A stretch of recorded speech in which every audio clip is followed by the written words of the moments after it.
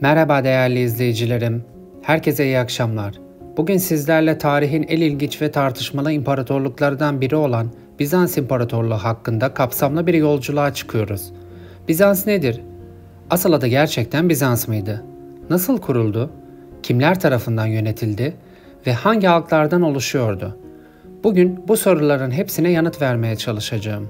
Ben tarihçi değilim ama elimden geldiğince güvenilir kaynaklardan bilgiler derledim. Eğer bir hata yaparsam lütfen yorumlarda belirtmekten çekinmeyin. Hazırsanız başlayalım. Bizans İmparatorluğu nasıl kuruldu? Buna şöyle cevap verebilirim. Bizans İmparatorluğu'nun kökeni M.Ö. 7. yüzyıla kadar uzanır. Bu dönemde Yunanistan'dan gelen Megaralı yerleşimciler İstanbul Boğazı'nın güneybatısında bir koloni kurdular.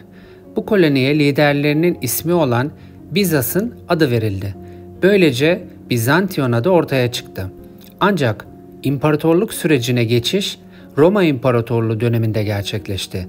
Milattan sonra 330 yılında Roma İmparatoru 1. Konstantin Roma İmparatorluğu'nun başkentini doğuya Bizantin'e taşıdı. Şehri yeniden inşa ettirdi ve adını Konstantinopolis dedi.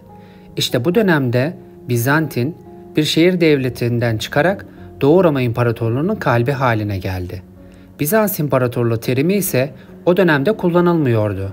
Tarihçiler bu ifadeyi Batı Roma İmparatorluğu'nun çöküşünden sonra Doğu Roma'ya verilen modern bir isim olarak kullandılar. Yani Bizans İmparatorluğu dediğimiz yapı aslında kendisini hep Roma İmparatorluğu olarak tanımlıyordu.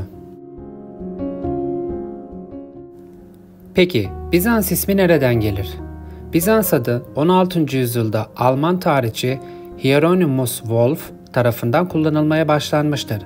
Amacı Doğu Roma İmparatorluğu'nu Batı Roma'dan ayırarak tarif etmekti. Ancak halk kendilerini Bizanslı değil Romalılar olarak tanıyordu. Dolayısıyla Bizans İmparatorluğu'nun gerçek adı Doğu Roma İmparatorluğu'dur. Günümüzde kullanılan Bizans ismi tarihçiler tarafından sonradan verilmiş bir terimdir. Eğer ki Bizans imparatorlarının soy ağaçlarına yani soylarına bakacak olursak şöyle anlatabilirim sizlere. Bizans İmparatorluğu'nun 11 yüzyıla aşkın tarihine 90'dan fazla imparator damgasını vurmuştur. İşte en önemli hanedanlar şunlardır. 1. Konstantin ve Konstantin hanedanı milattan sonra 4. yüzyılda hakim olmuştur. İmparatorluğu kuran hanedandır. İkinci ise Justinianus hanedanıdır. Justinianus 1. Ayasofya'yı inşa ettiren ve imparatorluğu zirveye taşıyan liderdir. Üçüncü ise Makedon hanedanı Bizans'ın altın çağı olarak bilinen dönemdir. 9. ve 11. yüzyıllarda hüküm süren hanedandır. Dördüncü ise Komnenos hanedanıdır. Haçlı seferleri dönemi boyunca yönetimde olan hanedandır. Beşinci ise Paleologos hanedanıdır. Bizans'ın son hanedanı. 1453'te Fatih Sultan Mehmet'in İstanbul'u fethettiği dönemde iktidardaydılar. Bu Roma kralları en ses getiren ve en güçlü krallardı. Bu hanedanların kökenleri genelde Roma soylarına, Yunan halklarına ve çeşitli Balkan topluluklarına dayanır. Bizans İmparatorluğu'nun etnik yapısına bakacak olursak size şöyle anlatabilirim. Bizans kozmopolit bir yapıya sahipti. Şu etnik gruplar Bizans sınırları içerisinde yaşamaktaydı. Yunanlılar çoğunlukta, Ermeniler, Slavlar, Gürcüler, Süryaniler ve Aramiler, Latinler, Gotlar ve diğer Cermen kabileleri, Yahudiler. Bizans'ın resmi dili önce Latince, sonra ise Yunancaydı. İmparatorluk farklı etnik grupları bir arada tutan bir Roma kimliği oluşturmuştu. Bizans İmparatorluğu ne zaman başladı ve ne zaman bitti diye sorarsanız, başlangıcı milattan sonra 330 yılında 1. Konstantin'in Konstantinopolis'i, günümüz İstanbul'u Roma İmparatorluğu'nun başkenti ilan etmesiyle başladı.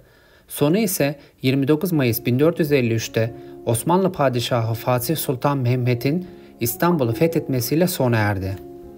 Yani Bizans İmparatorluğu, Doğu Roma İmparatorluğu tam 1123 yıl boyunca varlığını sürdürdü.